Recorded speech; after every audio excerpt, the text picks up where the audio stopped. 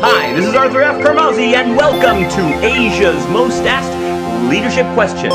Today's question is, what are the 3 characteristics of great leaders? So, without further ado, let's see what they are. The first characteristic is certainly the most obvious, but also one of the most difficult, and for some reason, leaders, even though they know it, they don't do it. It is being consistent with what you say and what you do. That means that if you say you are going to do something, make sure you do it. Make sure that you follow through. And if for some reason something happens, well, also make sure that you communicate properly why it's not happening. Communicate with those people to try to come up with a new solution that is going to solve the problem in the same way. And, of course, if you're going to give consequences to something, make sure that people understand those consequences and make sure that you follow through. So if they do something that is not in line with what you are saying, say, okay, if you do X, you're going to get Y. Well, make sure that they do get Y, okay, whether it's positive or negative. The need for this is to develop trust. Without trust, people basically just don't respect you as a leader, okay? And you can still have consequences and provide an element of trust and caring. Why? Because people who listen to you, they acknowledge that, hey, okay, this guy actually will follow through with what he says, positive or negative. Consistency is essential. Be the person that you say you are. Do the things that you say you're going to do. Leadership characteristic number 2. Reduce the risk for excellence. Create an environment where people can feel significant. Where people who can bring out their innate desire to be the best that they can be. If you remember when you first started working, you remember how excited you were, how you knew you could really be excellent in this job. What happened? Okay? Eventually, fear started to come in. And it doesn't matter whether you're at the very low part of the organization, whether you're working on minimum wage, or whether you're the CEO.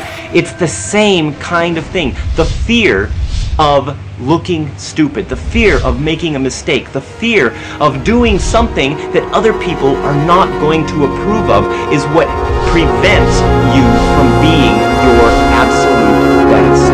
So depending on how you organize, how you create that environment, are you going to be creating fear? Are you going to be blaming people? Because if you're blaming people, you know what happens? You are basically saying, I'm a victim, and I failed because of this person, because of this person, because of this reason, because of this reason, rather than focusing on the objective. See, if you focus on the end result, if all of the processes to get to that end result can be done differently, are accepted, hey, you know what, we tried this way, we tried this way, hey, what did you come up with? Is that a great idea? Or is it like, no, it has to be done this way, and if you don't do it exactly this way, well, then you're going to get screwed.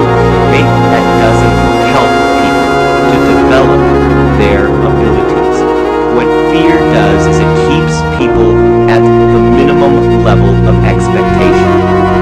Now, if that's okay with you, then fear is acceptable. But if you really want to take the time to nurture your people, if you really want to take the time to develop your people into more competent, more loyal, more motivated, more dedicated, creative individuals that can come up with solutions to your problems that you never even thought of, you're going to have to trust them. You're going to have to trust that in the end, your people do want to be excellent. You're going to have to trust that fear, the creation of fear in your organization, is limiting them, and you want to create a risk-free environment, which also means communication. It means that you've got to get your people to trust that what they say to you is not going to get you to react to them and make them feel small. That if they make a mistake, you're not going to blame them and basically say, it's your fault. Because you know what? Blaming never solves the problem. What it does is it basically severs relationships and severs trust. Focusing on the objective solves the problem. Okay, you made a mistake. Now what can we do about it? Let's move forward. Okay, what did you learn from the mistake? How can we create excellence together? How am I doing as think about you? Are you okay with me being candid with what I see? And if I'm wrong, please tell me. Create the open communication. Create that trust. Create the opportunity for people to tell you what they feel, what they think, what they see, and you will develop people who will do anything for you. People who are going to work at their absolute best level, and they may make mistakes on the way. These people are the ones that are going to be the most competent after a short period of time. So now the next one is leadership characteristic number 3. The alignment between your senior team and your organization's brand. See, you and your senior team are setting the example for the entire organization. You are setting the direction. If you're always fighting, if you're always disagreeing, well, you know what? That doesn't look good to everyone else. They don't see you as congruent. And even worse, if your people, your senior team, and you are not aligned with what your organization really represents, okay, well then people aren't going to really believe in what they're doing. See, what are you really selling? If you're selling pipes, are you just selling pipes? Or are you selling the ability to transport water and fuel and energy to all parts of the world so that people can live better lives? If you're selling toys, are you just selling toys, or are you selling the opportunity for children around the world to be educated and entertained? What do you really sell? And do you and your senior team really believe it? Are you focusing on the objective of creating that in your organization and around the world to all of your customers?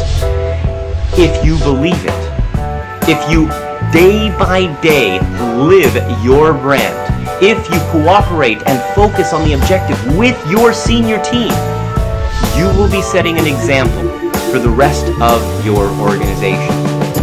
If you don't, they're going to see you as incongruent. They're going to say, well, if this person doesn't do it, if the leader doesn't do it, well then, what can I do? If you do have this alignment, and you express it and communicate it to your people on a regular basis, if you tell them what they are really doing, are they just employees, or are they part of this greater purpose, this greater idea of what your organization is representing? If they feel like their job is important because it is part of a greater event, of a greater result, whatever it is that your company end result is for your products or services, then they're going to feel like they're doing something great. Doesn't matter what job they have, they are a part of something great. Set the example so that people don't just have jobs, so that people have missions in their life, and they are achieving those missions through your organization, through your brand, and through the guidance of you and your senior team. So that's it for the 3 characteristics of great leaders. Stay tuned next time when we ask the question, what do I do with a problem employee? Until then, this is Arthur F. Karmazzi wishing you great success. So if you like this video and you'd like to see more like it, visit leadershipfaq.com. That's leadershipfaq.com. Sign up and you get all of Asia's Most Asked leadership questions. And if you happen to have a burning question about leadership, email me personally at afc@karmazzi.net. This is Arthur F. Karmazzi wishing you great success.